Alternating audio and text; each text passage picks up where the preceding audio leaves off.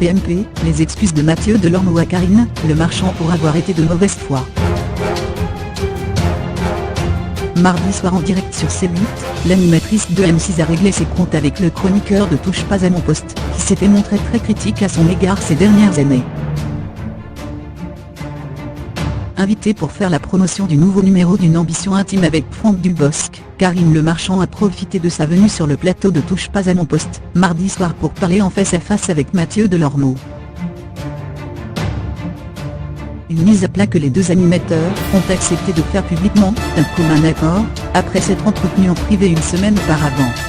En cause, les nombreuses critiques du chroniqueur de TPMP contre sa consoeur de MC depuis plus de 2 ans. Karine Le Marchand est fausse, elle n'est pas très aimable avec le personnel et les salariés, avait-il déclaré dans le talk show de C8. Dans l'amour et dans le pré, elle fait fausse gentille. Il y a un côté très condescendant dans cette émission avec les agriculteurs qu'elle a en face. Elle arrive, je suis bien payée, j'ai plein de fric, je viens de la ville et je vais me moquer.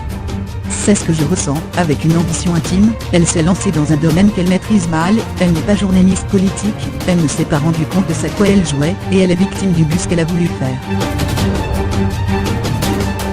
Autant de phrases diffusées par Cyril Hanouna dans TPMP, avant que Karine Le Marchand s'adresse à Mathieu Delormeau. Le ton a changé à partir d'une émission de TPMP où j'avais été invitée. C'était le jour où avait été annoncé le départ de Claire Chazal de TF1, a-t-elle déclaré. Et j'avais répondu à Cyril, que TF1 avait le droit de virer Claire Chazal, que c'était une chaîne qui pouvait faire ce qu'elle veut avec ses journalistes.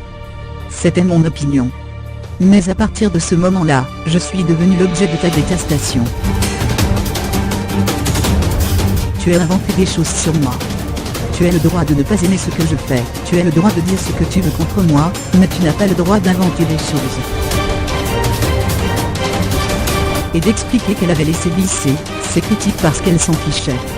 Mais elle a cherché à comprendre pourquoi le chroniqueur de TPMP s'acharnait autant contre elle depuis aussi longtemps.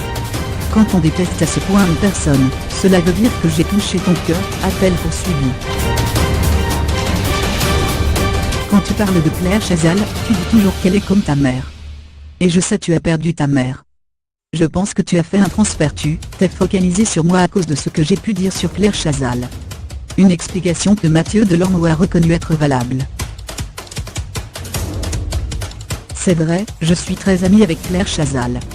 Elle s'est fait virer d'une manière dégueulasse par TF1, elle s'est fait marcher dessus par des gens, comme Morandini qui la détestait, a-t-il développé.